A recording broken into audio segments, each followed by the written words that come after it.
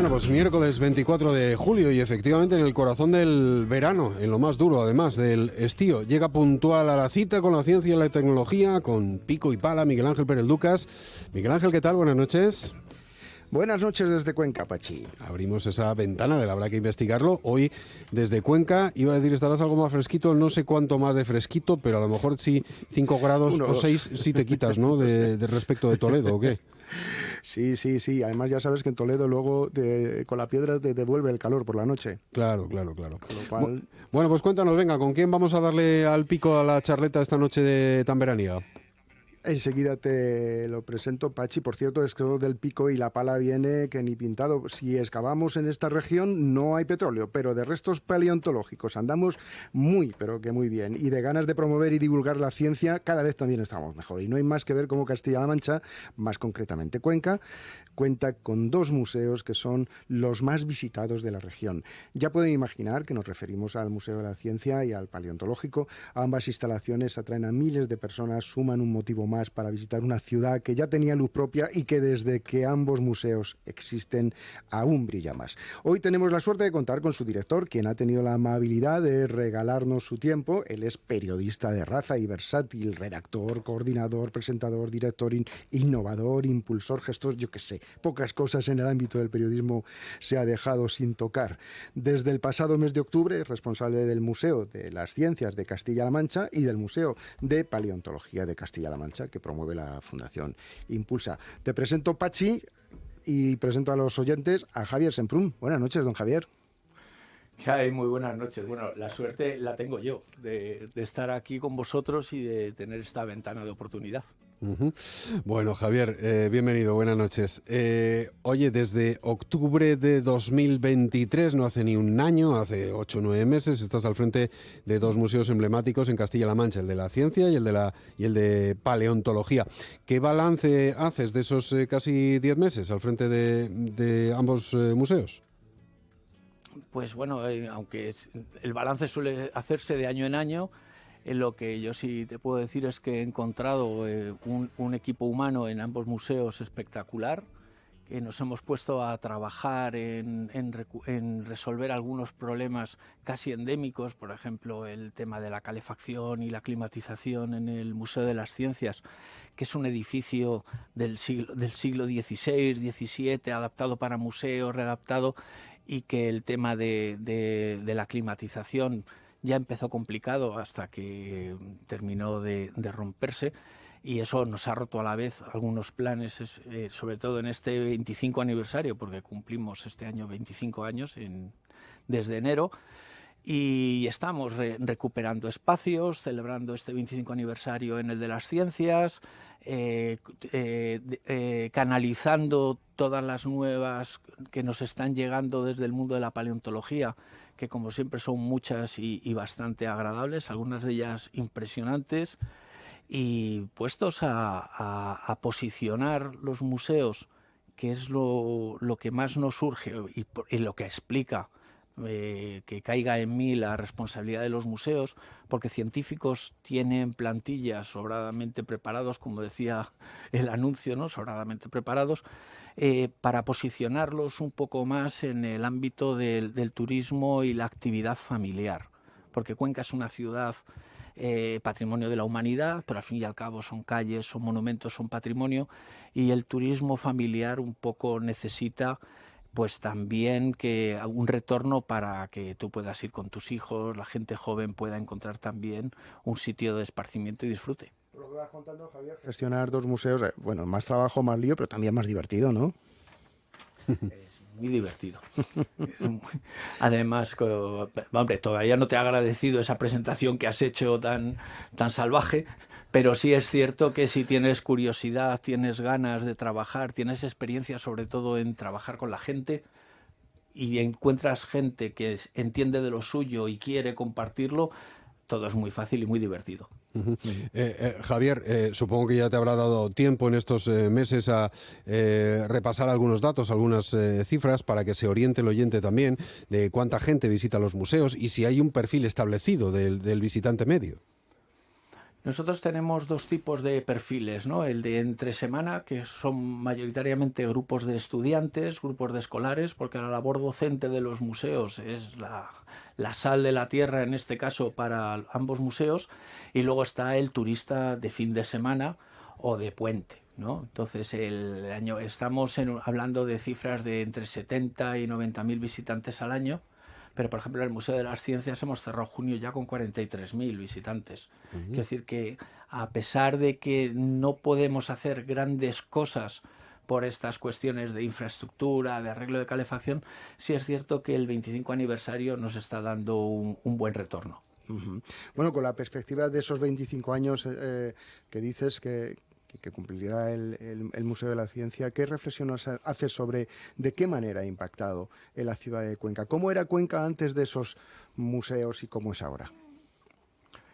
La verdad es que el casco antiguo de Cuenca antes era un sitio con un edificio muy bonito en desuso, que era el antiguo asilo de ancianos, en lo que es el cogollo de la ciudad, y que la verdad es que ya se estaba posicionando como una ciudad de cultura, no hemos inventado nada, es decir, sobre todo desde la llegada de Fernando Zobel, la apertura del Museo de Arte Abstracto en las Casas Colgadas, pero sí es cierto que en el campo de la ciencia y la tecnología parecía una apuesta muy, muy rara, ¿no? Es decir, aquí, y desde el primer año, por ejemplo, la respuesta fueron 200.000 visitas en un año, quiere decir que la respuesta fue espectacular. Y ahora mismo, pues lo que estamos trabajando en un nuevo plan director, por ejemplo, para incorporar nuevas tecnologías, hablar de inteligencia artificial, hablar de domótica, hablar de todo lo que nos va a cambiar la vida, sobre todo que la gente le pierda el miedo y de una manera didáctica y no diría divertida, pero sí entretenida. Es decir, el éxito del Museo de las Ciencias, por ejemplo, es que los chavales se divierten. Aprenden y se divierten. Y el Museo Paleontológico es que es posiblemente el mejor museo de Europa. Yo acabo de llegar, que decir, no es mérito mío, pero es que la importancia de los yacimientos de Castilla-La Mancha, especialmente de las Ollas y de lo Hueco, que son el que apareció en las obras del AVE hace poco, es espectacular.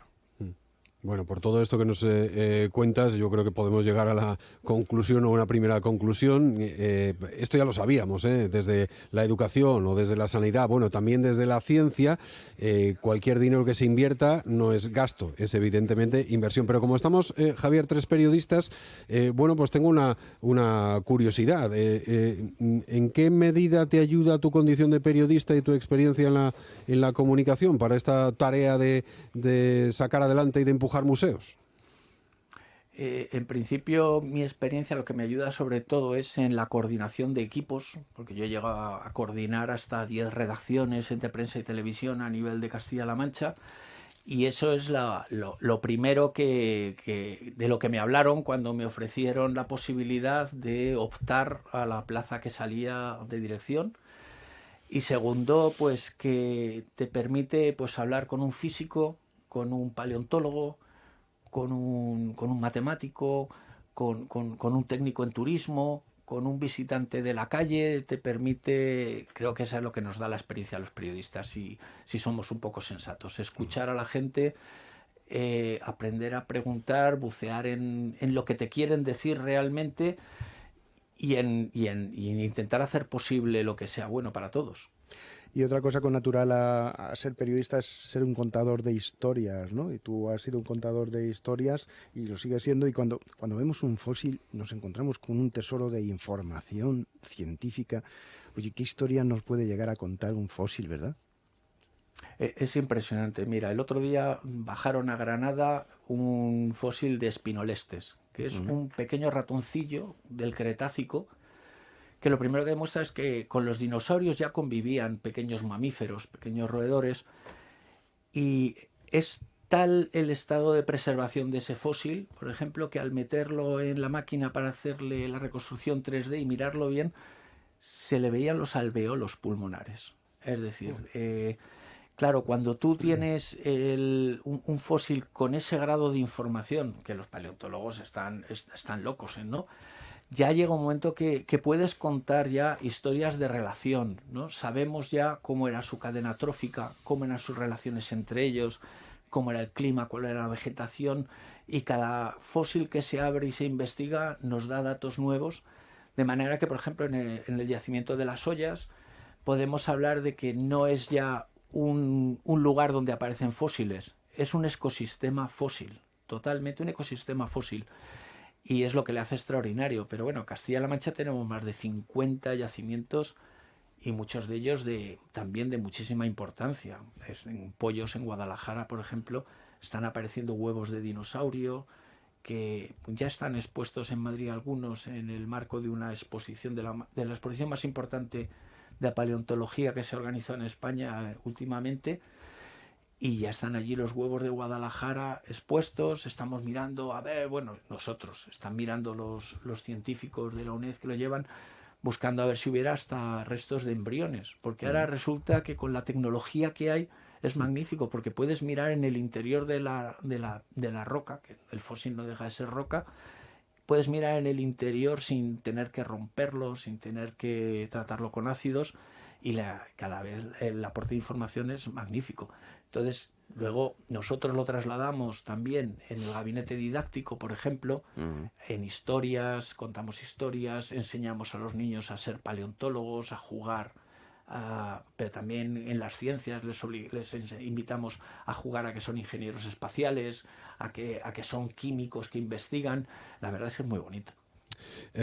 Igual me estoy enrollando mucho. No, tranquilo, te escucho con mucha atención. Oye, ya lo decía la zarzuela, las ciencias adelantan, que es una barbaridad, y esto que estás diciendo lo demuestra. Me preguntaba cómo acometéis el reto de actualizar el Museo de la Ciencia para mostrar los avances científicos y tecnológicos que se suceden a una velocidad, vamos, que no paran. De dos maneras. Una es, lo hemos planteado con motivo además del 25 aniversario, en un plan director que ahora mismo está pasando el filtro y la mejora del servicio de museos de la Viceconsejería de Cultura de Castilla-La Mancha, como no podía ser de otro modo. Y por otro lado, pues intentamos, por ejemplo, mediante conferencias, mediante actividades, tener informada a la gente de las novedades. Tenemos un pacto con la Universidad de Castilla-La Mancha, por ejemplo, sus investigadores dan pie a un curso, a un ciclo de conferencias sobre lo que ellos están investigando y nos ponen al día en sus conocimientos. El Astrocuenca, por ejemplo, como entidad colaboradora del museo, nos pone al día en descubrimientos a nivel astronómico y cosmológico también. Y pretendemos además abrir más a la participación. Estamos reactivando la Asociación de Amigos del Museo, donde hay gente que sabe mucho y gente que tiene mucho interés, para crear una red de actualización de conocimientos. Bueno, decíamos al principio que petróleo no habrá en esta tierra, pero el patrimonio paleontológico de nuestra región es una pasada, ¿no? ¿Tú crees que le sabemos sacar partido o es manifiestamente mejorable eso todavía? Decir que no se le ha sacado partido a lo mejor sería insultar a la razón e insultar al esfuerzo de muchísima gente que ha creado de la paleontología una entidad de identificación de muchos parajes y de muchas zonas. En Cuenca ha dado pie a un museo específico, gracias sobre todo a la repercusión que tuvo el hallazgo de Concavenator, ¿no? Que es el cazador jorobado de Cuenca, el famoso Pepito, que estuvo 2 años recorriendo Japón y recaba la atención del mundo de la paleontología, pero también están apareciendo yacimientos nuevos. Pero te digo, Guadalajara tiene una potencia, el campo de Calatrava, la zona de Talavera, hacia Ávila. Hay yacimientos por toda la región.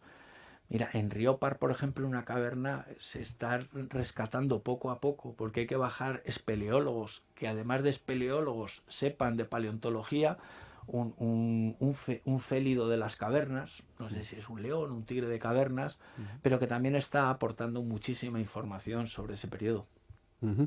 Oye, ¿qué cabe esperar? Ya que mencionas algunas novedades de alguna nueva excavación paleontológica, creo que hay el proyecto Chicuto, un nuevo yacimiento paleontológico en Casas de Garcimolina y Algarra, en la zona de la Serranía Baja, donde hay, creo, un equipo de la Universidad Autónoma de Madrid iniciando una primera prospección, o también hay algunas nuevas, creo, en Carrascosa del Campo, en Caudete. ¿Qué esperamos de todas esas Sí, prospecciones? mira, de la prospección de casas ya han terminado, ya tenemos todos los fósiles que han encontrado y las perspectivas son de que tenemos un yacimiento que puede aportar muchísima información.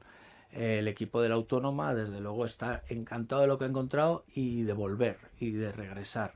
Y además es importante porque la iniciativa viene de la Asociación de Mujeres de Casas de Garcimolina.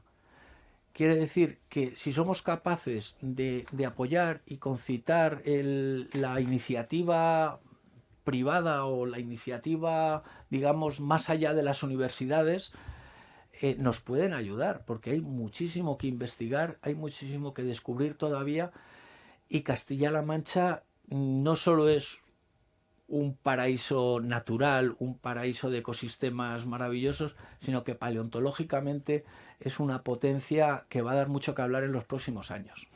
Bueno, ya ha salido Pepito en un par de ocasiones, el concavenator conquense, que dio el salto a Hollywood cuando salió también en la película El Reino Caído, de la saga de Parque Jurásico, que fue dirigida por José Antonio Bayona. Oye, ¿qué le debe la paleontología a Jurassic Park, a la película? Yo creo que la paleontología le debe dos cosas. Primero, la puso de nuevo en órbita, pero de una manera muy profesional, porque aunque parezca que la aventura era, pues eso, ¿no? Muy difícil de creer, muy tal, pero sí que puso a la gente sobre todo sobre la pista de que los dinosaurios no eran monstruos fríos, no eran reptiles, eran animales que respiraban, que tenían instintos maternales, que tenían sentimientos, si se puede decir que tenían sentimientos, pero vamos, la escena del Triceratops enfermo, respirando. Entonces, claro, tenemos que pensar ya pues que esos dinosaurios, pues posiblemente al tacto, a la imagen, pues serían pues como elefantes, como muchos animales de los que tenemos ahora, no como reptiles fríos y mecánicos. El velociraptor, por ejemplo, trajo la idea de que no eran animales lentos. De eso, de ahí el nombre velociraptor. De repente había dinosaurios que corrían y que corrían mucho. Del Iberomesornis, que también apareció en Cuenca en su momento, se confirmó algo que había discusiones, y es que las aves son dinosaurios. Es decir, tenemos una película muy simpática que termina diciendo una niña a su madre, porque hay un búho que suena en el jardín: mamá, tenemos un dinosaurio en el jardín. ¿Cómo dominas los nombres? Te los dices ya de un tirón, estos nombres tan complicados. No, que va. Es decir, yo solo tengo que ensayar varias veces. No, hay una cosa, mira, cuando la gente está aburrida en el museo, los monitores, tal, no tienen más que preguntarme por algunos elementos y la verdad es que se parten de risa conmigo. Pero poco a poco, pues evidentemente vas aprendiéndolos. Bueno, pero poco a poco, ¿eh? Has aprendido como la tabla del 7 o la lista de las preposiciones, como aprendíamos antaño, ¿eh? Muy bien. Oye, ya nos lo has dicho, impulsáis mucho iniciativas educativas entre niños, entre jóvenes. ¿Crees que ese tipo de iniciativas despiertan vocaciones científicas? No lo sé, lo importante es que los alumnos pierdan el miedo a enfrentarse a la ciencia, que pierdan una de nuestras obsesiones, o de las mías personales, es conseguir que la gente pierda el miedo a las matemáticas, que pierda el miedo a la química orgánica, que pierda el miedo a la física cuántica. Y eso tenemos que hacerlo a base de talleres, pero también a base de otra serie de iniciativas en las que estamos trabajando, como en el terreno de los monólogos. O sea, no inventamos nada. No, cuidado, no está todo inventado prácticamente, pero sí que podemos encontrar maneras de que lo que está funcionando por el mundo llegue a Castilla-La Mancha y llegue a la comunidad educativa de Castilla-La Mancha. Eso te iba a preguntar, Javier, que la comunidad educativa está siendo consciente de este gran recurso, ¿están siendo los profesores proactivos o les dirías algo? Sí, vamos a ver, hay dos tipos. Para muchos centros, la visita a Cuenca a los museos científicos está ya en el programa y está organizada. Nosotros también tenemos un programa de cultura inclusiva y de cultura sostenible, mejor dicho, que nos permite recorrer la región con actividades e iniciativas en museos y colectivos. Los talleres, la verdad es que tenemos un retorno muy bueno, los profesores se marchan encantados porque además los monitores llevan muchos años, no son monitores que coges de la calle, es gente con formación y con vocación, que es muy importante. Nosotros lo que le estamos pidiendo a la comunidad educativa es que nos utilice como herramienta también de experimentación. Es decir, ya hay aulas que están metiendo inteligencia artificial, pero se están dando golpes de ciego. La pizarra digital, por ejemplo, hay centros que la están rechazando ya, otros centros que no tienen muy claro cómo utilizarla, otros centros que sí lo tienen claro pero no tienen medios. Nuestro ideal como Museo de las Ciencias de Castilla-La Mancha sería ser el laboratorio de la comunidad educativa para todas estas cosas. O sea, no ir detrás de algunos centros, sino ir delante y por ejemplo, que ya estuviéramos probando realmente la inteligencia artificial, el móvil, en las aulas, todo eso, y ser, porque es un recurso al servicio de la comunidad educativa, que creo que tendría muchas posibilidades de ser mucho más útil de lo que es. No solo centrarnos en el aspecto de visitas y en el aspecto de recurso turístico, sino de arma educativa. Casi, casi la anteúltima, Javier, porque nos vamos quedando sin tiempo. No sé si será la pregunta incómoda del rato de charla. Recuérdanos cómo se financia el museo y si hay estrategias, digamos, para su sostenibilidad en el medio y en el largo plazo. El museo ahora mismo se sostiene con una subvención nominativa, con una aportación nominativa del Gobierno de Castilla-La Mancha a la Fundación Impulsa, que garantiza los gastos de personal y unos gastos para actividades que oscilan un poco en función del año, ¿no? Este año, por ejemplo, se han duplicado con respecto al año pasado el presupuesto para actividades.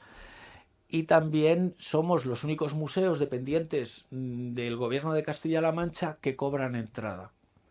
Cobramos los talleres, es simbólico, son 2 euros por niño, pero por ahí vamos haciendo. Y sí es cierto que una de mis propuestas es estrategias para ingresar más. Es decir, si podemos ingresar más, podemos invertir más.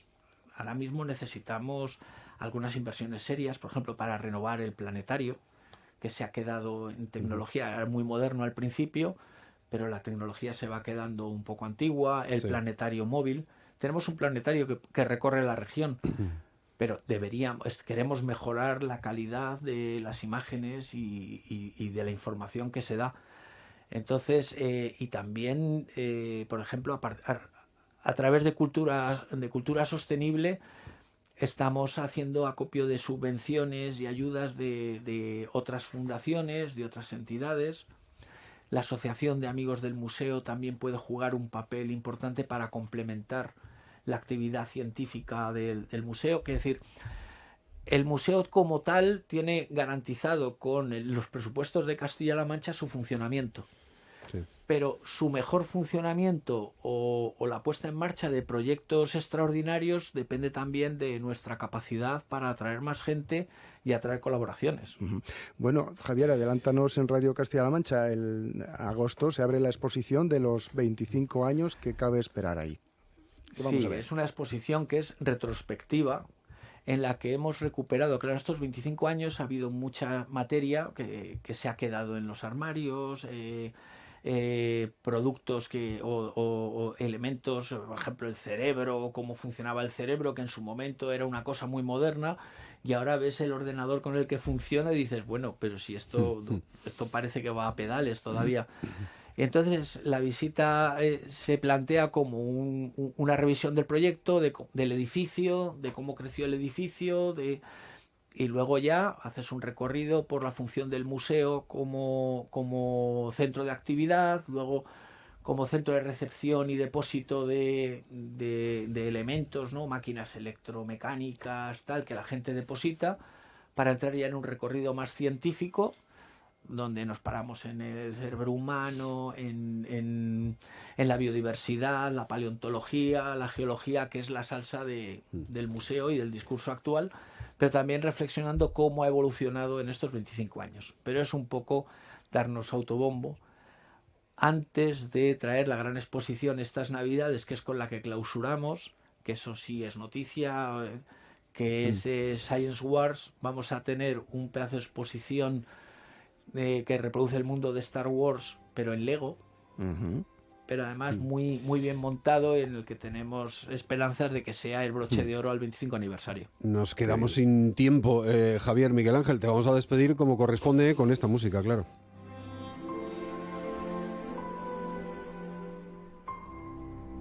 Bueno, la música de Jurassic Park, evidentemente, en una versión suavecita y tranquila. Javier Semprún, responsable del Museo de las Ciencias y del Museo de Paleontología de Castilla-La Mancha. Gracias por acompañarnos este ratito. Buenas noches. Muchísimas gracias a vosotros, un placer.